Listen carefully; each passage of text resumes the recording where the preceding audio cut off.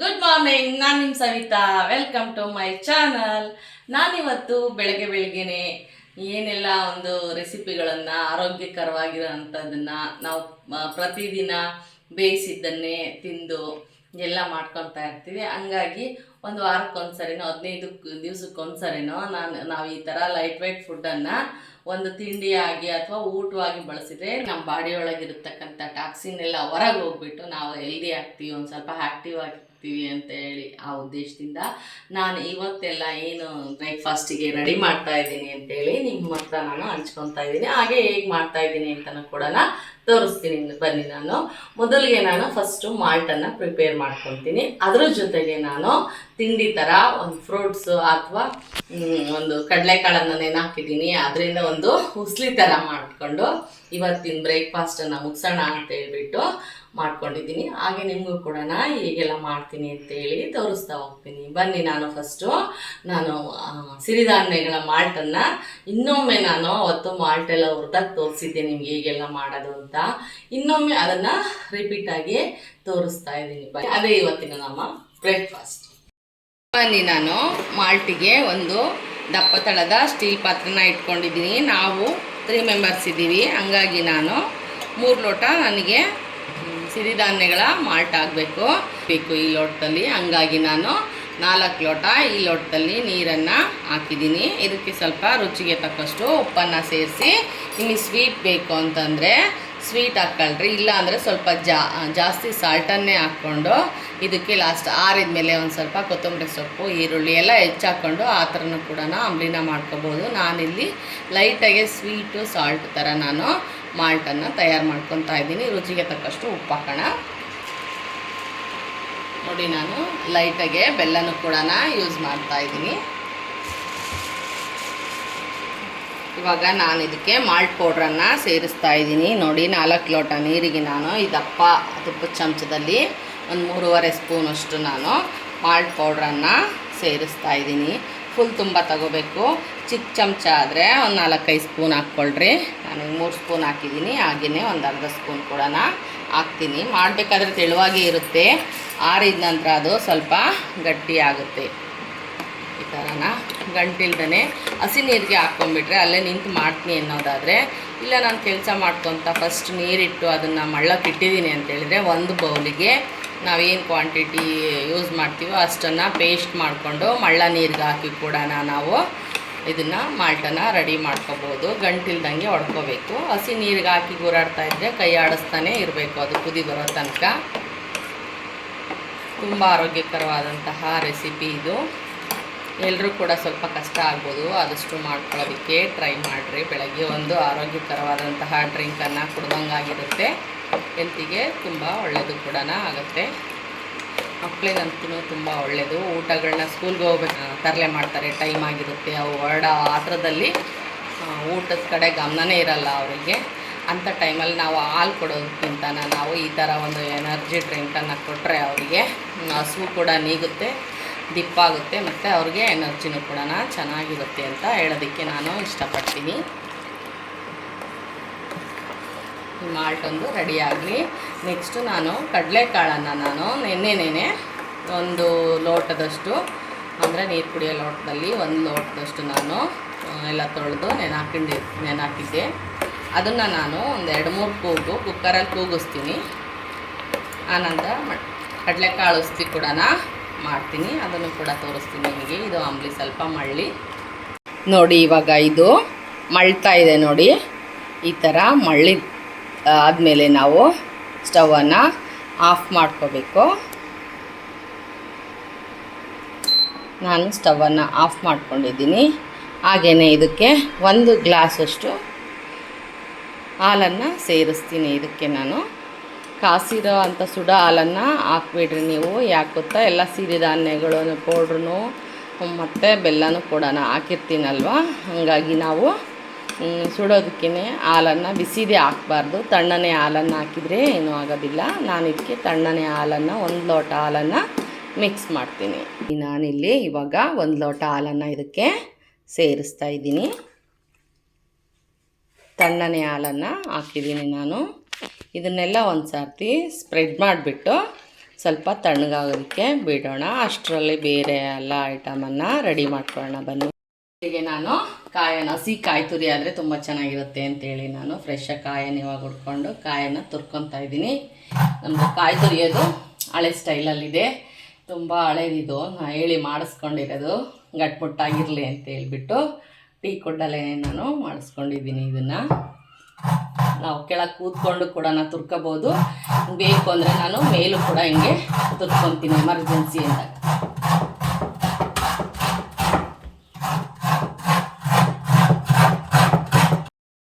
ನೋಡಿ, ನಾನು ಈ ಥರ ಟೀ ಕುಡ್ಡಲ್ಲಿ ಎಳಿಗೆ ಕತ್ತಿ ಮಾಡಿಸ್ಕೊಂಡಿರೋದ್ರಿಂದ ನಾನು ಹೆಚ್ಚಿಬಿಟ್ಟು ಹಾಗಾಗಿ ಇಟ್ಟರೆ ಇದು ಬೂಸ್ಟ್ ಬರೋದು ಅಂತಂದರೆ ಫಂಗಸ್ ಎಲ್ಲ ಅಟ್ಯಾಕ್ ಆಗಿ ಇದು ಎಳಿಗೆ ಕತ್ತಿ ಹಾಳಾಗೋ ಚಾನ್ಸಸ್ ಇರುತ್ತೆ. ನಾನು ಇದನ್ನು ಮಾಡಿಸಿ ಸುಮಾರು ವರ್ಷಗಳೇ ಆಯಿತು.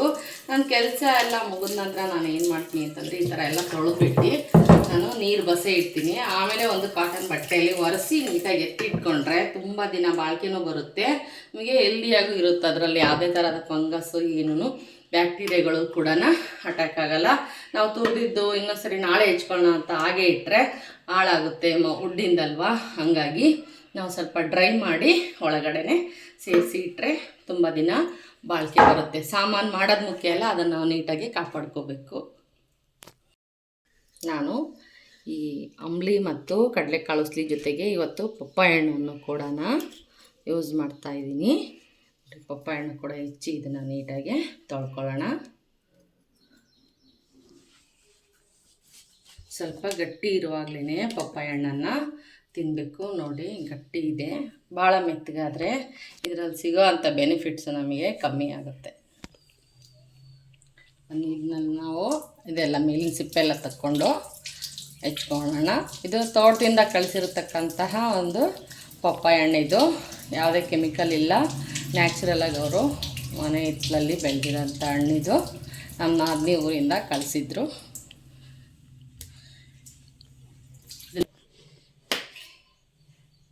ಎಲ್ಲ ಕಟ್ ಮಾಡಿ ರೆಡಿ ಮಾಡಿ ಇಟ್ಕೊತೀನಿ. ಹಣ್ಣನ್ನು ಎಲ್ಲ ತೊಳೆದಿದ್ದೀನಿ. ನೋಡಿ ಬೀಜಗಳು ಹೆಂಗಿದೆ. ಇವಾಗ ಸೀಡ್ಲೆಸ್ ಪಪ್ಪಾಯಿ ಅಂತೇಳಿ ಔಷಧಿ ಎಲ್ಲ ಹಾಕಿ ಬೆಳೀತಾರೆ, ಅಷ್ಟೊಂದು ಸ್ವಾದಿಷ್ಟವಾಗಿ ರುಚಿಕರವಾಗಿರೋದಿಲ್ಲ. ನೋಡಿ, ಬೀಜ ಎಲ್ಲ ತೆಗೆದು ನಾನು ಒಳಗಿಂದೆಲ್ಲ ತೆಗಿತೀನಿ, ವೈಟ್ ಆಗಿರೋದೆಲ್ಲನ, ಕಹಿ ಆಗುತ್ತಿಲ್ಲ ಅಂದರೆ. ನೋಡಿ, ಇಷ್ಟಾಯಿತು ಒಂದು ಹಣ್ಣು ಪೂರ್ತಿ, ಒಂದು ತಟ್ಟೆ ಫುಲ್ ಆಗಿದೆ ಹಣ್ಣು. ಇವತ್ತಿನ ಬ್ರೇಕ್ಫಾಸ್ಟ್ ಅಂತೂ ಸೂಪರಾಗಿರುತ್ತೆ ಅಂತ ಅಂದ್ಕೊತೀನಿ ನಾನು. ಹಾಗೆಯೇ ಬನ್ನಿ, ಕಡಲೆಕಾಳು ಉಸ್ಲಿಗೆ ಏನೆಲ್ಲ ತೊಗೊಂಡಿದ್ದೀನಿ ಮತ್ತು ಯಾವ ಥರ ಮಾಡ್ತೀನಿ ಅಂತ ಕೂಡ ನಿಮಗೆ ಪರಿಚಯ ಮಾಡ್ತೀನಿ. ಕಡಲೆಕಾಳು ಉಸ್ಲಿ ಮಾಡೋದಕ್ಕೆ ನಾನು ಫಸ್ಟು ಕಡಲೆಕಾಳನ್ನು ಎಲ್ಲ ತೊಳೆದು ನೆನ್ನೆನೇ ನೆನೆಹಾಕಿದ್ದೆ. ನಾನು ನೆನ್ನೆ 3 ಗಂಟೆಗೆ ನೆನೆಹಾಕಿದ್ದೆ. ಎಷ್ಟು ಚೆನ್ನಾಗಿ ನೆನ್ಕೊಂಡಿದೆ ನೋಡಿರಿ, ಈ ಥರ ಸಿಪ್ಪೆ ಬಿಡೋ ಥರ ನೆನ್ಕೊಂಡಿದೆ. ಇದನ್ನು ನಾನು ಇವಾಗ ಕುಕ್ಕರ್ಗೆ ಹಾಕಿ ಒಂದು 3 ವಿಷಲನ್ನು ಕೂಗಿಸ್ಕೊತೀನಿ, ಸಾಫ್ಟಾಗಿ ಬೇಯುತ್ತೆ. ಆವಾಗ ಒಗ್ಗರಣೆ ಹಾಕೋಣ ಬನ್ನಿ. ಇವಾಗ ಕುಕ್ಕರ್ ತೊಗೊಂಡು ಅದಕ್ಕೆ ಹಾಕ್ಕೊತಾ ಇದ್ದೀನಿ ಕಡಲೆಕಾಳನ್ನು. ನನ್ನ ಫ್ರೆಂಡ್ ಒಬ್ಬರು ಸರಿ ಒಂದು ಕಡಲೆಕಾಳು ಉಸ್ಲಿ ಮಾಡಿದ್ದೆ ರಾಮನವಮಿ ದಿವಸ. ಅವತ್ತು ಸ್ವಲ್ಪ ಉಪ್ಪು ಹಾಕಿ ಬೇಯಿಸಿಲ್ಲ, ನೀವು ಮರ್ತಿದ್ದೀರಾ ಉಪ್ಪು ಅಂತ ಹೇಳಿದರು. ನಾನು ತುಂಬ ಉಪ್ಪು ಹಿಡಿಯುತ್ತೆ ಅನ್ನೋ ಉದ್ದೇಶದಿಂದ ನಾನು ಉಪ್ಪನ್ನು ಹಾಕಿರಲಿಲ್ಲ. ಇವಾಗ ಒಂದು ಸ್ವಲ್ಪ ಲೈಟಾಗೆ ಉಪ್ಪನ್ನೇ ಹಾಕಿ ಇಷ್ಟೇ ಹಾಕ್ತೀನಿ ನೋಡಿರಿ. ಎಲ್ಲ ಉಪ್ಪು ಹತ್ಕೊಳ್ಳಿ ಕಾಳಿಗೆ ಅಂತ ಹಾಕಿ ಇದಕ್ಕೆ ಒಂದು ಗ್ಲಾಸಷ್ಟು ನೀರನ್ನು ಹಾಕಿ ಒಂದು 3 ಕೂಗನ್ನು ಕೂಗಿಸ್ಕೊಳ್ಳೋಣ.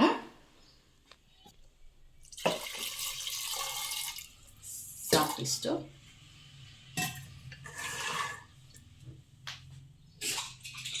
ಇದಕ್ಕೆ ನಾನು ಲಿಡ್ಡನ್ನು ಕ್ಲೋಸ್ ಮಾಡ್ತೀನಿ. ಒಂದು 3 ಕೂಗು ಕೂಗಲಿ ಇದು. ಅಷ್ಟರೊಳಗೆ ನಾನು ಒಗ್ಗರಣೆಗೆ ಏನೇನೆಲ್ಲ ತೊಗೊಂಡಿದ್ದೀನಿ ಅಂತೇಳಿ ತೋರಿಸ್ತೀನಿ ಬನ್ನಿ. ಕಡಲೆಕಾಳು ಉಸ್ಲಿಗೆ ನಾನು ಒಂದು ಈರುಳ್ಳಿ ತೊಗೊಂಡಿದ್ದೀನಿ, ಒಂದು 5-6 ಹಸಿಮೆಣ್ಸಿನ್ಕಾಯನ್ನು ಚಿಕ್ಕದಾಗಿ ಕಟ್ ಮಾಡಿ ಇಟ್ಕೊಂಡಿದ್ದೀನಿ. ಹಾಗೆ ಒಗ್ಗರಣೆಗೆ ಕರಿಬೇವು ಸೊಪ್ಪು ತೊಗೊಂಡಿದ್ದೀನಿ. ಅದಕ್ಕೆ ಹಸಿ ಕಾಯಿ ತುರಿ ಆದರೆ ತುಂಬ ಚೆನ್ನಾಗಿರುತ್ತೆ. ಹಸಿ ಕಾಯಿ ತುರಿ ತೊಗೊಂಡಿದ್ದೀನಿ. ಹಾಗೆಯೇ ಸ್ವಲ್ಪ ಕೊತ್ತಂಬರಿ ಸೊಪ್ಪು ಕೂಡ ತೊಗೊಂಡಿದ್ದೀನಿ. ಹಾಗೆ ಒಗ್ಗರಣೆಗೆ ಜೀರಿಗೆ, ಸಾಸಿವೆ, ಅರಿಶಿನ ಮತ್ತು ರುಚಿಗೆ ತಕ್ಕಷ್ಟು ಉಪ್ಪನ್ನು ತೊಗೊಂಡಿದ್ದೀನಿ. ಕಾಳು ಬೇಯಲಿ, ಒಗ್ಗರಣೆ ಮಾಡೋಣಂತೆ ಬನ್ನಿ. ನಾನು ನಮ್ಮ ಮನೆಯಲ್ಲಿ ನೇರಳೆ ಹಣ್ಣನ್ನು ತೊಗೊಂಬಂದಿದ್ದಾರೆ, ಒಂದು ಅರ್ಧ kg.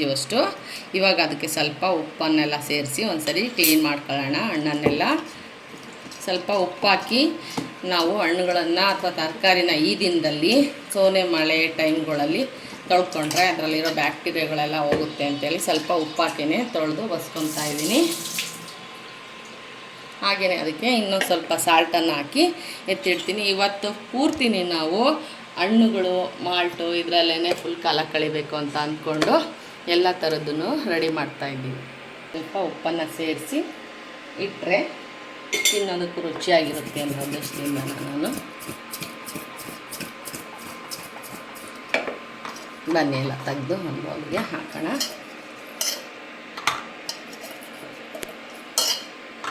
ಇದು ಖಾಲಿ ಹೊಟ್ಟೆಲಿ ತಿಂದರೆ ಚೆನ್ನಾಗಿರುತ್ತೆ.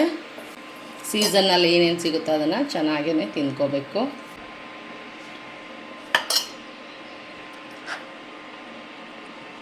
ನಾನು ಇಟ್ಟಂಗೆಲ್ಲ ಒಂದೊಂದನ್ನೇ ಎಸ್ಕೇಪ್ ಮಾಡ್ತಾ ಇದ್ದಾಳೆ ನೋಡ್ರಿ ನನ್ನ ಮಗಳು. ಬನ್ನಿ ನಾನು ಕಡಲೆಕಾಳು ಉಸ್ಲಿಗೆ ಒಗ್ಗರಣೆ ಮಾಡ್ಕೊಳ್ಳೋಕ್ಕೆ ಇವಾಗ ಒಂದು ಬಾಣಲಿ ಇಟ್ಟಿದ್ದೀನಿ. ಒಂದು 4 ಟೇಬಲ್ ಸ್ಪೂನಷ್ಟು ಆಯಿಲನ್ನು ಹಾಕ್ಕೊಳ್ಳೋಣ.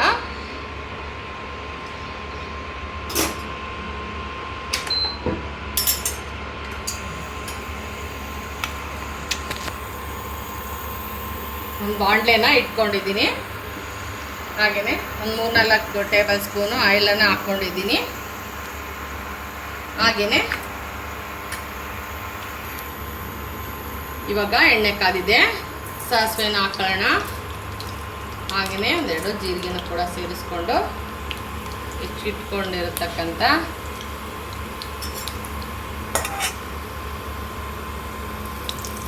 ಕರಿಬೇವಿನ ಸೊಪ್ಪು ಮತ್ತು ಮೆಣಸಿನ್ಕಾಯನ್ನು ಸ್ವಲ್ಪ ಬಾಡಿಸ್ಕೊಳ್ಳೋಣ. ಸ್ವಲ್ಪ ರುಚಿ ಬಿಟ್ಕೊಳ್ಳೋಕ್ಕೆ ಮೆಣಸಿನ್ಕಾಯಿ ಸ್ವಲ್ಪ ಫ್ರೈ ಆಗಿ ಮಾಡಿದ್ರೆ ಚೆನ್ನಾಗಿರುತ್ತೆ ಸಿಂಪಲ್ಗೆ.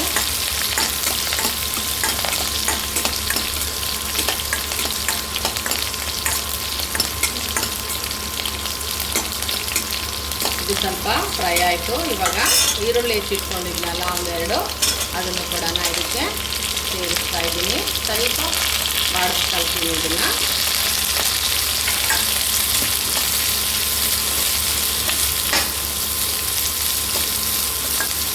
ಹಾಗೆ ನಾವು ಕಡಲೆಕಾಳನ್ನು 3 ವಿಷಲ್ ಹಾಕಿ ಬಸ್ಕೊಂಡು ಇಟ್ಕೊಂಡಿದ್ನಲ್ವ, ಅದನ್ನು ಕೂಡ ನಾನು ಸ್ವಲ್ಪ ಈರುಳ್ಳಿ ಸ್ವಲ್ಪ ಬಾಡಿದ ನಂತರ ಹಾಕಿ ಸ್ವಲ್ಪ ಫ್ರೈ ಮಾಡ್ಕೊಳ್ಳೋಣ. ಸಾಕು ಇತ್ತು ನೋಡಿ. ಇವಾಗ ಹಾಕ್ತೀನಿ ಕಡಲೆಕಾಳು.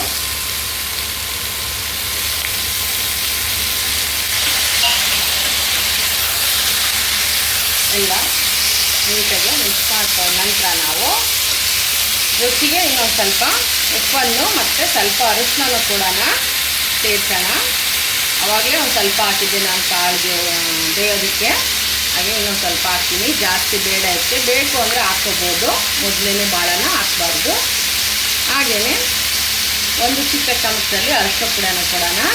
ಅರಿಶಿನ ಹಾಕಿದರೆ ಒಗ್ಗರಣೆಗೆ ಏನೋ ಒಂದು ರುಚಿ ಇರುತ್ತೆ. ಹಂಗಾಗಿ ನಾವೇನೇ ಒಗ್ಗರಣೆ ಮಾಡೋವಂಥ ಸಾಂಬಾರಾಗಿರಲಿ, ಈ ಥರ ಫ್ರೈಗಳಾಗಿರಲಿ, ಸ್ವಲ್ಪ ನಾವು ಯೂಸನ್ನು ಮಾಡ್ಕೋಬೇಕು.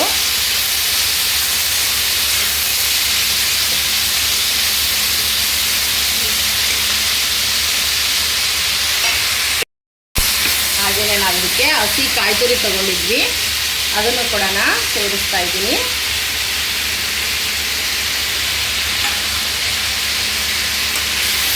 ಅವಾಗ ಈ ಥರ ಕಡಲೆಕಾಳು ಮಾಡ್ಕೊಂಡು ತಿನ್ನೋದ್ರಿಂದ ತುಂಬ ಹೆಲ್ತಿಯಾಗಿರುತ್ತೆ, ಚೆನ್ನಾಗಿರುತ್ತೆ. ಹಾಗಾಗಿ ನಾವು ಯಾವತ್ತಾದ್ರೂ ನೆನೆಸ್ಕೊಂಡಾಗ ಒಂದೊಂದು ಸರ್ತಿ ಈ ಥರ ಮಾಡ್ಕೊತಾ ಇರ್ತೀವಿ ನಾವು. ದೇವಸ್ಥಾನಗಳಿಗೆಲ್ಲ ಹೋದಾಗೆಲ್ಲ ಒಂದೆರಡು ಕೊಟ್ಟಿರ್ತಾರೆ, ಎಷ್ಟು ರುಚಿಯಾಗಿರುತ್ತೆ ಕಡಲೆಕಾಳು. ಆಂಜನೇಯ ದೇವಸ್ಥಾನದಲ್ಲಿ, ಗಣೇಶನ ದೇವಸ್ಥಾನದಲ್ಲಿ ಇದು ತುಂಬ ಚೆನ್ನಾಗಿ ಪ್ರಸಾದವಾಗಿ ಸಿಗುತ್ತೆ ನಮಗೆ. ಅವಾಗ ಇನ್ನೂ ಸ್ವಲ್ಪ ನಾವು ಬೇಕಿತ್ತು ಅಂತ ಅನಿಸುತ್ತೆ. ಪ್ರಸಾದ ಥರ ಕೊಟ್ಟಿರ್ತಾರೆ ಅವರು. ನಾವು ಇಷ್ಟಪಡೋಂಗೆ ತಿನ್ನಬೇಕು ಅಂದರೆ ನಾವು ಅವಾಗವಾಗ ಮನೆಯಲ್ಲಿ ಮಾಡ್ಕೋಬೇಕು. ಇವಾಗ ಇದಕ್ಕೆ ನಾನು ಲೆಮನ್ ಜ್ಯೂಸನ್ನು ಸೇರಿಸ್ತೀನಿ. ನಿಮ್ಮ ಆಪ್ಷನ್ ಅದು, ಬೇಕಾದರೆ ಹಾಕ್ಕೊಳ್ಳಿ. ಯಾಕೆಂದರೆ ಕಡಲೆಕಾಳಲ್ಲೇ ಹುಳಿ ಅಂಶ ಇರೋದ್ರಿಂದ ಜಾಸ್ತಿ ಹುಳಿನ ನಾನು ಇದಕ್ಕೆ ಹೇಳಲ್ಲ ಹಾಕಿ ಅಂತ ಹೇಳಿ. ನಿಮ್ಮ ಲೈಕು, ಬೇಕಂದರೆ ನೀವು ಒಂದು ಅರ್ಧ ನಿಂಬೆಹಣ್ಣು ಹೋಳನ್ನು ಹಿಂಡ್ಕೋಬೋದು. ಇವಾಗ ನಾನು ಸ್ಟವನ್ನು ಆಫ್ ಮಾಡಿ ಕೊತ್ತಂಬರಿ ಸೊಪ್ಪನ್ನು ಸೇರಿಸ್ತೀನಿ. ಹಾಗೆಯೇ ಒಂದು ಅರ್ಧ ಚಮಚ ಲೆಮನ್ ಜ್ಯೂಸನ್ನು ಕೂಡ ನಾನು ಇದಕ್ಕೆ ಸೇರಿಸ್ತೀನಿ. ನೋಡಿ, ಇಷ್ಟು ಹುಳಿನ ನಾನು ಹಾಕ್ಕೊತೀನಿ. ಹುಳಿ ಹುಳಿಯಾಗಿ ಉಪ್ಪು ಖಾರ ಚೆನ್ನಾಗಿರುತ್ತೆ ಅನ್ನೋ ದೃಷ್ಟಿಯಿಂದ ಹಾಕ್ತೀನಿ. ಕಡಲೆಕಾಳು ಹಾಕಿ ಇವಾಗ ತಿನ್ನೋದಕ್ಕೆ ರೆಡಿ ಆಯಿತು. ಇವತ್ತೆಲ್ಲ ನಮ್ಮ ಮನೆಯಲ್ಲಿ ನಾನು ಸ್ವಲ್ಪ ಎಲ್ಲ ಏನು ಬೇಗ ಜೀರ್ಣ ಆಗೋಂಥ ವಸ್ತುಗಳನ್ನೇ ಯೂಸ್ ಮಾಡಿ ಇವತ್ತಿನ ದಿನ ಎಲ್ಲ ನಾನು ಕಾಲ ಕಳಿಬೇಕು ಅಂತ ಅಂದ್ಕೊಂಡಿದ್ದೀನಿ. ಎಲ್ಲ ಥರ ಈ ಥರ ಸಲಾಡ್ಗಳು ಎಲ್ಲ ಯೂಸ್ ಮಾಡಿಕೊಂಡು ಇವತ್ತಿನ ದಿನ ಕಳೆಯೋಣ ಅಂತ ಹೇಳ್ಬಿಟ್ಟು ನಾನು ಇದೆಲ್ಲನೂ ಪ್ರಿಪೇರ್ ಮಾಡಿದ್ದೀನಿ. ಹಾಗೆಯೇ ನಾನು ಇನ್ನೊಂದು ಪದಾರ್ಥನೂ ಕೂಡ ನಾನು ನಿಮಗೆ ತೋರಿಸ್ತೀನಿ. ಬನ್ನಿ ನೋಡಿ, ನಮ್ಮ ಗಾರ್ಡನಲ್ಲಿ, ನನ್ನ ಚಿಕ್ಕದಾದ ಒಂದು ಗಾರ್ಡನ್ನಲ್ಲಿ ಈ ಥರ ಎಲ್ಲ ಹೂಗಳೆಲ್ಲ ಬಿಡುತ್ತೆ. ಆದ್ರೂ ನಾನು ಮೊನ್ನೆ ಎಲ್ಲ ಸ್ವಲ್ಪ ಕ್ಲೀನ್ ಮಾಡಿ ಎಲ್ಲ ಕಟ್ ಮಾಡಿದ್ದೀನಿ ಗಿಡಗಳನ್ನೆಲ್ಲನ. ಯಾಕೆಂದರೆ ಶ್ರಾವಣ ಮಾಸದಷ್ಟೊತ್ತಿಗೆ ಎಲ್ಲ ಚಿಗುರಿ, ಇವಾಗ ಮಳೆಗಾಲ ಅಲ್ವಾ, ಚೆನ್ನಾಗಿ ಚಿಗುರಿ ಇನ್ನೂ ಚೆನ್ನಾಗಿ ಹೋಗ್ಬಿಡುತ್ತೆ ಅಂತ ಹೇಳ್ಬಿಟ್ಟು ಈಗ ಇರೋ ಗಿಡದಲ್ಲೇ ಇಷ್ಟು ಫ್ಲವರ್ ಬಿಟ್ಟಿದೆ ನೋಡಿರಿ, ಎಷ್ಟು ಥರ ಇದೆ ಅಂತೇಳಿ ತೋರಿಸ್ತೀನಿ ನಾನು ನಿಮಗೆ. ತುಂಬ ಖುಷಿ ಆಗುತ್ತೆ. ಅದು ಆರೈಕೆ ಮಾಡೋದು ಕಷ್ಟನೇ, ಅವ್ನು ಮೇಂಟೆನೆನ್ಸ್ ಮಾಡೋದು. ಆದ್ರೂ ಅದು ಹೂ ಬಿಟ್ಟಾಗ ಆ ಕಷ್ಟ ಎಲ್ಲನೂ ಮಂಜಿನಂತೆ ಕರಗೋಗಿ ತುಂಬ ಖುಷಿ ಆಗುತ್ತೆ. ಇಷ್ಟಪಟ್ಟು ನಮ್ಮ ದೇವ್ರನ್ನ ನೋಡೋದಕ್ಕೂ ಸಮೇತ ತುಂಬ ಚೆನ್ನಾಗಿ ಕಾಣಿಸುತ್ತಲ್ಲ, ಆವಾಗ ನಮ್ಮೆಲ್ಲ ಕಷ್ಟನೂ ಹೋಗುತ್ತೆ. ನೋಡಿ ಇಷ್ಟು ಥರ ಹೂ ಬಿಡುತ್ತೆ ನನ್ನ ಗಾರ್ಡನಲ್ಲಿ. ಇನ್ನೂ ಕೆಲವೊಂದು ಗಿಡಗಳನ್ನ ನಾನು ಕಟ್ ಮಾಡಿ ಹಾಕಿದ್ದೀನಿ. ಇವಾಗ ಅದು ಚಿಗುರ್ತಾ ಇದೆ ಇನ್ನೂ. ನೋಡಿ ಈ ಬಿಳಿ ಕಣಗಲ, ಇದು ರೋಸ್ ಥರ ಇರುತ್ತೆ. ಇದು ಈ ಥರ ಕಣಗಳು ಕೂಡ ಹಾಕಿದ್ದೀನಿ ನಾನು. ಈ ಥರ ಒಂದು 3 ಸಸಿ ಇದೆ. ಇದರಲ್ಲಿ ನನಗೆ ವಾರಕ್ಕೆ ಒಂದು 3 ಹಾರ ಅಂತೂ ಮಾಡ್ತೀವಿ ನಾವು, 2 ದಿವಸದ್ದು ಸ್ಟಾಕ್ ಮಾಡಿ. ನೋಡಿ ಇದು ಒಂಥರ ಆರೆಂಜ್ ಕಲರ್ದು, ಇದು ಒಂಥರ ಪಿಂಕ್ ಕಲರು, ಇದು ಒಂದು ಲೈಟಾಗಿ ಪಿಂಕು, ರಾಣಿ ಪಿಂಕ್ ಅಂತ ಹೇಳ್ಬೋದು ಆ ಕಲರ್. ಇದು 3 ಥರ ಆಯ್ತಾ. ಇದೊಂದು 4 ಥರದವು, ಇದು 5 ಥರ, ಇದು 6 ಥರ, ಇದು 7 ಥರ, ಇನ್ನೂ 1-2 ಥರ ಇನ್ನೂ ಬಿಟ್ಟಿಲ್ಲ. ಕಟ್ ಮಾಡಿದ್ದೀನಿ ಎಲ್ಲನ. ನೋಡಿ ಇಷ್ಟೊಂದು ನನ್ನ ಮನೆಗೂ ಹೂವಾಗುತ್ತೆ. ಬನ್ನಿ ಇವಾಗ ನಾನು ಮಾಲ್ಟನ್ ರೆಡಿ ಮಾಡಿದ್ದೆ. ಹಾಗೆ ಫ್ರೂಟನ್ನು ಕಟ್ ಮಾಡಿ ಕಡಲೆಕಾಳನ್ನು ನೆನೆ ಹಾಕಿದ್ದು ಉಸ್ಲಿ ಮಾಡಿದ್ದೀನಿ. ಹಾಗೆ ನೇರಳೆಹಣ್ಣು ಇವತ್ತಿನ ಬ್ರೇಕ್ಫಾಸ್ಟು ನಮ್ಮದು ಇದೇನೆ. ಹಾಗಾಗಿ ಇವಾಗ ಟೇಸ್ಟ್ ಹೇಗೆ ಬಂದಿದೆ ಅಂತೇಳಿ ಹೇಳ್ತೀನಿ. ಇದನ್ನೇ ನ್ಯಾಚುರಲ್ ಟೇಸ್ಟ್ ಇದ್ದೇ ಇರುತ್ತೆ ನಾನು ಮಾಡಿರ್ತಕ್ಕಂಥ ಕಡಲೆಕಾಳದು ಉಸ್ಲಿದು ಟೇಸ್ಟು.